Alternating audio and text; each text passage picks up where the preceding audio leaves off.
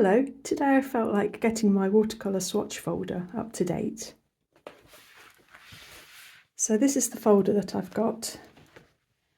It's a Lictin trading card holder, and I'll link to it in the description box down below. So I swatch out all of my watercolours onto watercolour paper, which I then cut out and put on some plain card, along with the details of each paint. And I absolutely love this folder. Aside from any painting I do, I just really enjoy watercolours in their own right and seeing them like this. I've had a few new watercolours over the past year though, which haven't made it into my swatch folder yet. So today I just want to get it up to date. Some of these paints I've showed in videos throughout the year, and a couple of newer ones which I haven't shown yet.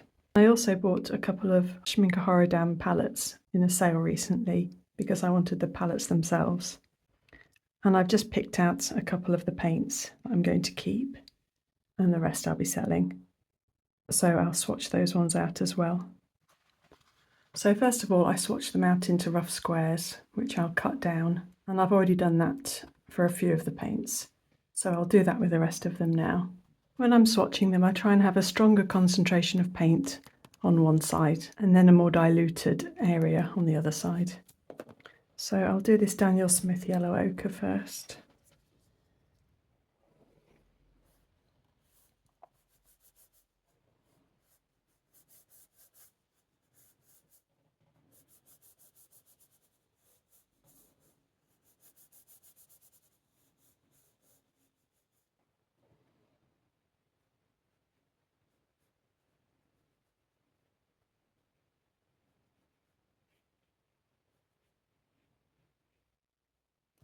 If it's naturally quite a liney paint or streaky paint, I don't work too hard to get rid of those because I want to give myself an indication when I'm flicking through my swatch book of how the paints operate under relatively normal circumstances.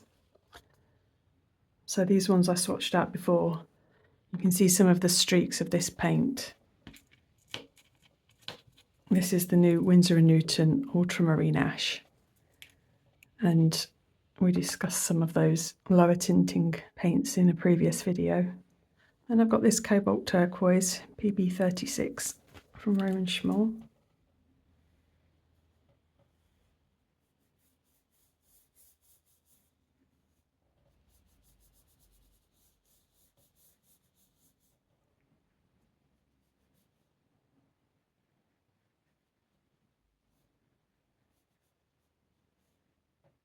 This Sennelier brown pink, I have shown in a previous video, but I need to pop some of that in a pan and also swatch it out.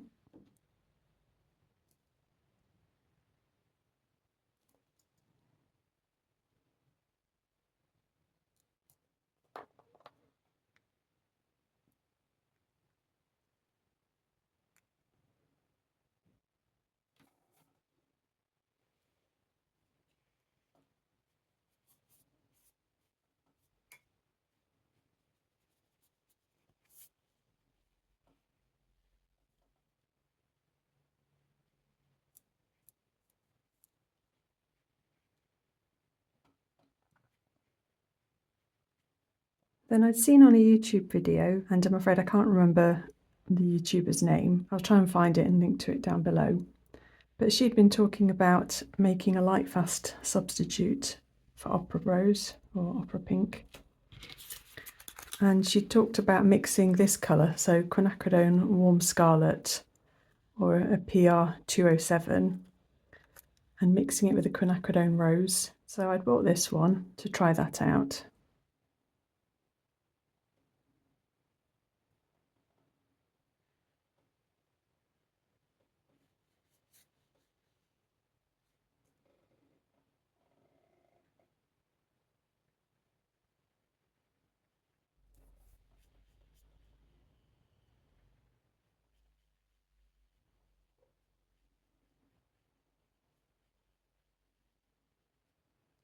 And another one I'd got to try out was Deep Sap Green from Daniel Smith.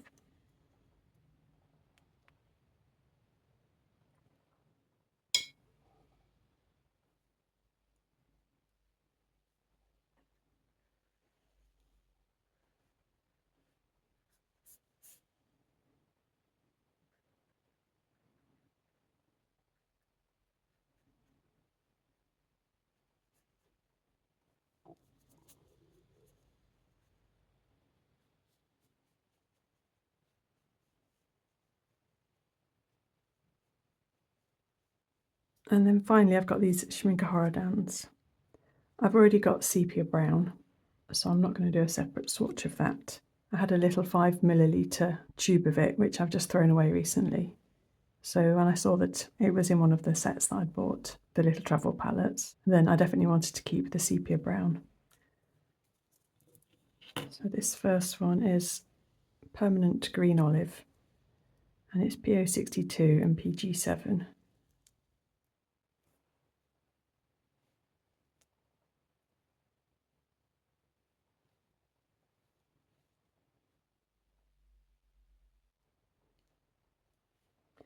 I wouldn't say that's particularly olive-like.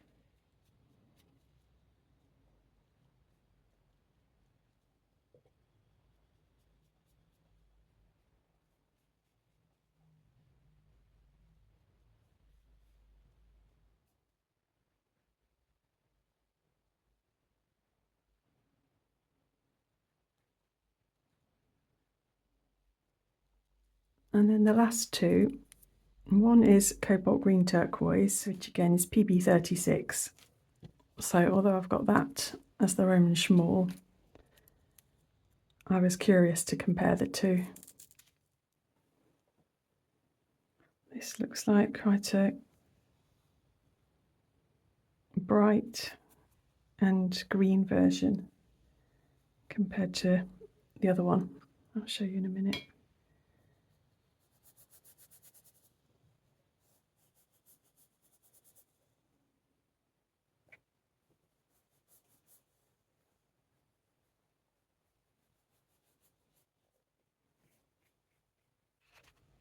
So this is the Roman Szmal one. Put it that way. I don't know if it's showing up on the video, but they're really quite different colours. And then the last one is this Volcano Red, which is one of the Supergranulation paints. And it's PR108, so it's a cadmium red, basically.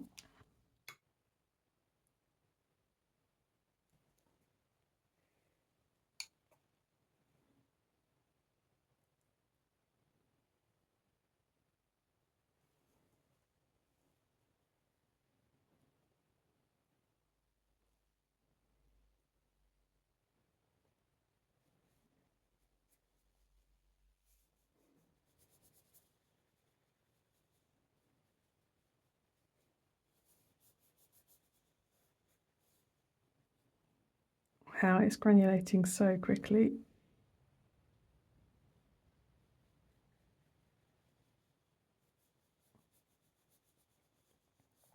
So for my swatch cards, I've got this little template. So I need to cut my watercolour swatches down to 6x6cm squares now. And I use this X-Cut Precision Guillotine.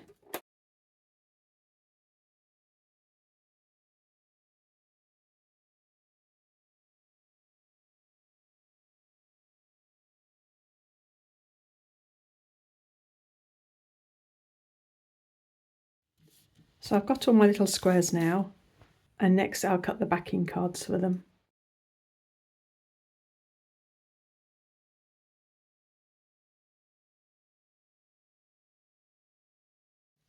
So now I've got my background cards and I've got my swatch cards, and it's just a case of assembling them now. I'm writing the information on.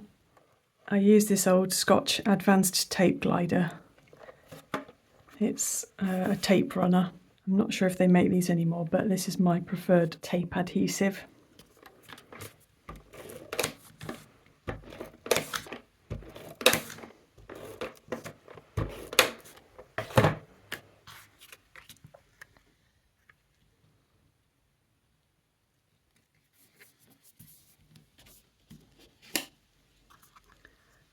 Then I've got a reminder of the information that I want to put on.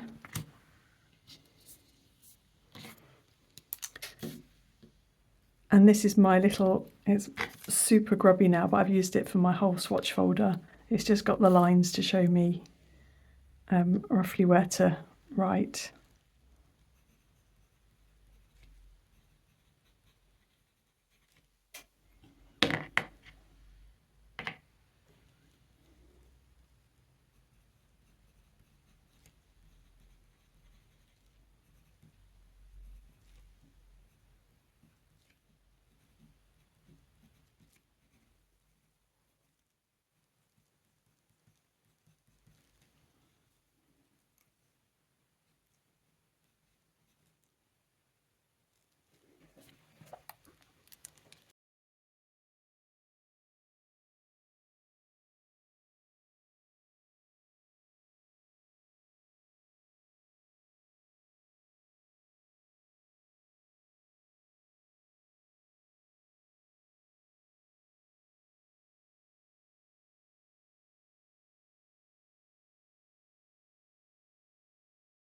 So here are all my lovely little cards. I thoroughly enjoyed making those. I've always loved mucking around with cardboard and stuff. And now I'll find the right slots for them in my swatch folder. When I was putting my folder together, I left lots of gaps. So hopefully I shouldn't have a problem finding a space for these. I'm looking at this brown pink first from Sennelier. It's got PY150 in it, but they seem more orangey, warmer. So I'll go over to my PY129s. And I think that it falls somewhere in between A Gallows Fig Green and the Green Golds. I think I'll pop it up here.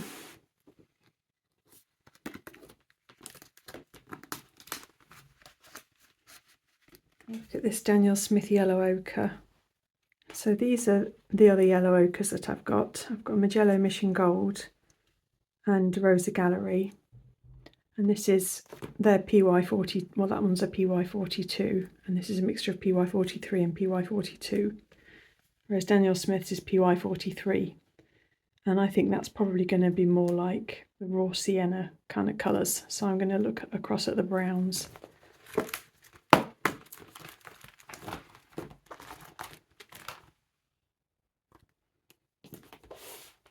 So this is Core Raw Sienna, and I think that's quite similar to that.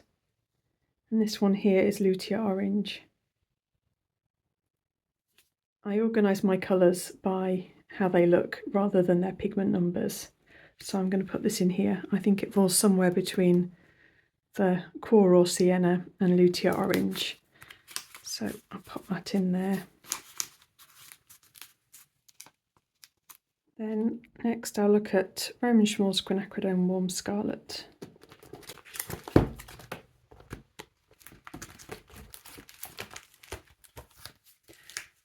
I've got Quinacridone Coral from Daniel Smith, and I'm wondering how close to that it is.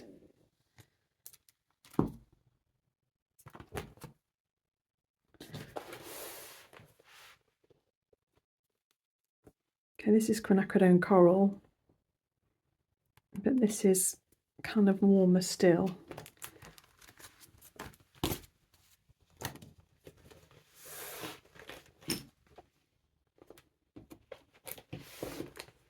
I've got Winsor & Newton's Rose Doré, Rosa Gallery's Coral.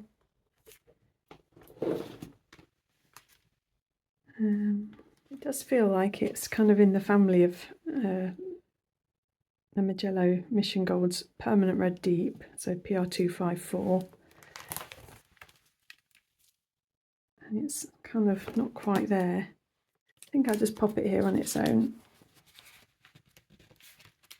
And while I'm in the reds, I'll get out this Volcano Red, which is a PR108.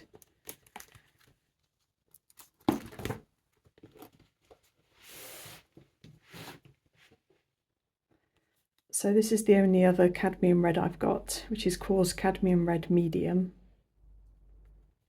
And I think actually it can sit in between those two reasonably well. This is A Gallows Ruby Red.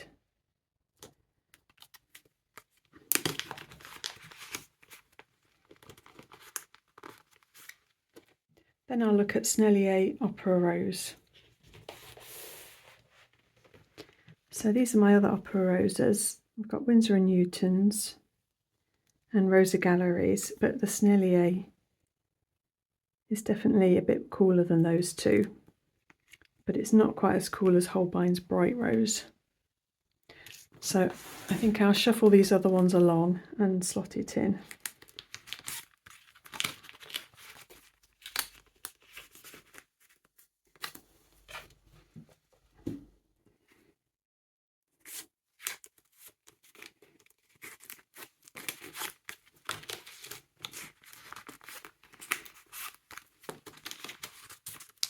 When there's a bit of a jump, I'll leave a gap in between them. So I'll move those ones along a little bit more. Next, I'll try and find where Ultramarine Ash fits in. This kind of looks like Lapis Lazuli a little bit.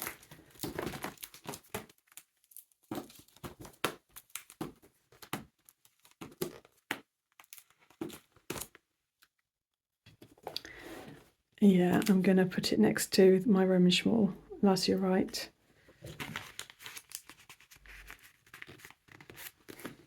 It's kind of leaning slightly to the greens.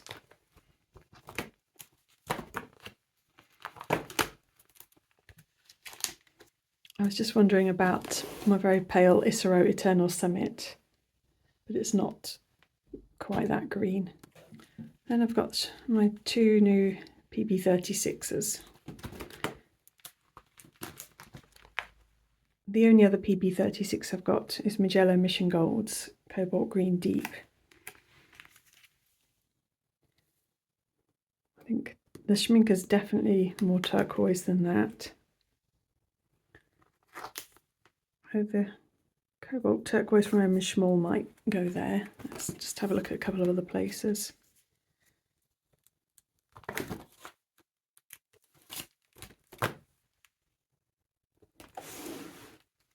This is A Gallows Teal Blue, and it's not a million miles off colour-wise from the Schmincke. I think I might pop it in there and then pop the Roman Szmal in here. I think the granulation on this one's absolutely beautiful. I'll just show you it up close. Really lovely. Then I've got this mineral grey from Winsor & Newton. I'm not quite sure where that will go. It blends in there quite well, but it's not as green as Davy's grey. I'll just check with the actual greys that I've got.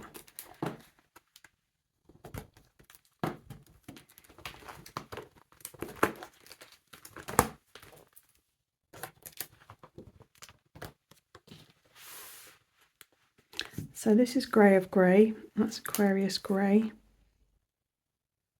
I think I am going to actually put it here on the green page.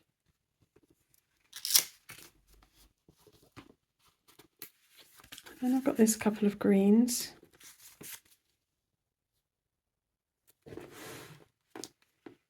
The Daniel Smith Deep Sap Green is actually quite similar to Chromium Oxide from Rosa Gallery.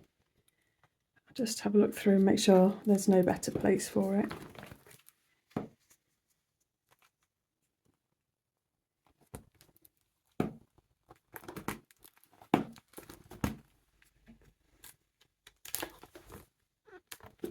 No, it's much more green than my olives.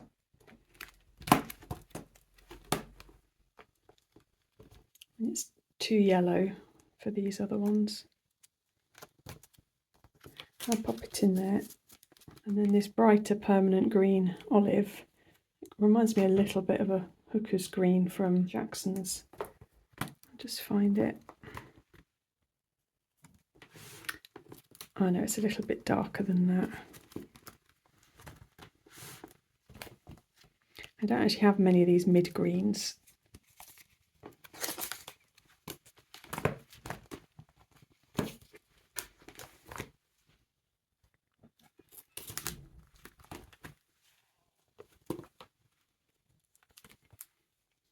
It's actually quite a similar colour to Daniel Smith's Jadeite Genuine, like the undertones in that. And then the very last one that I've got is this Rosa Gallery Black Green. I think this is the Perylene Green, and I think it's more black than that really.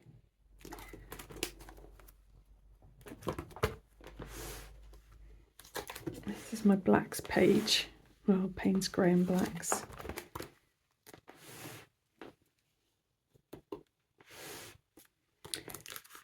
I think I'm going to pop it here. The Core Payne's Grey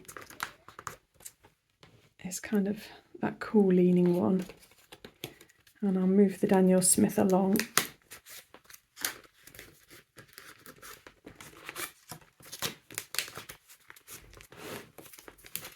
So that all of the bluer Payne's Greys are together.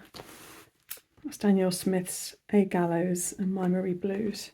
And then I keep the template and bits of card to use next time in the back folder. So that's every single one of my professional watercolours all in my folder now, which I think's absolutely lovely. I'll also just quickly show you something else that I was doing this morning. I did a what did I use 1 year on video of some art materials shopping that I'd done, and I'd bought some of these wooden discs and like the branch slicers, and I'd had the intention of making them into little palettes and putting them on my craft market so that people could experience artist quality watercolours, but I'd had trouble drilling the holes and getting them smooth enough. So I hadn't really done much with them in the year since I'd had them. But anyway, this week I got a Dremel tool and I did some research and got a couple of different attachments. So what I've been doing now is drilling a couple of guide holes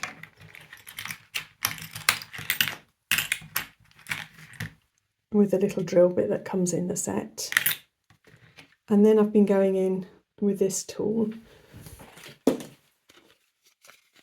which is a Dremel 114. I don't know the proper name of it. But that chews into the wood but doesn't leave it completely smooth. So after I've done that, with a slightly larger size kind of diamond bit, well, not real diamond, but it's just kind of like a rough ball, then I use that to smooth and sand out the holes. So you can see here, this is the kind of dip that I was wanting to achieve, and these chewed up ones were the ones I was doing with my large drill bit previously. So I was quite happy with this kind of nice smoothed out shape. So I just practiced on some of the other little branch slicers, got nice smooth dips in them, and then I covered them with shellac to make the wood waterproof to the paint. And so this morning I've been making these little cards, and these are my little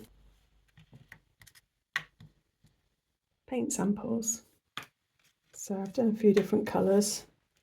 These are all just drying out in the sun at the moment. Then with the larger ones I put 3 dips in and did a primary palette.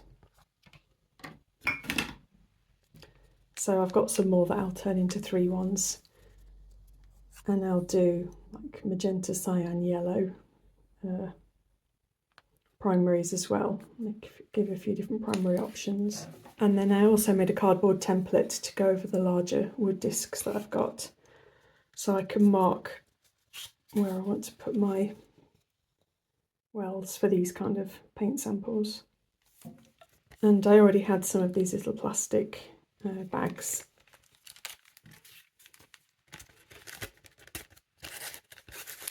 So they'll fit inside like that, and that'll just drop in when they've dried, and I'll put them on my craft market.